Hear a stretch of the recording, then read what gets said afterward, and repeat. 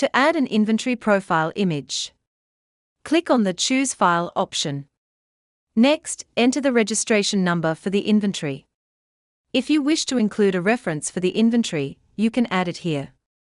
To change the status of the inventory from active to another status, simply select the appropriate option from the drop-down menu. If the wrong inventory type was selected, you can easily update it by choosing the correct type from the drop-down.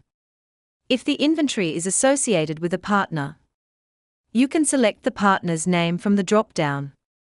You can then proceed to add inventory details such as manufacturer, model, year, color, VIN, etc.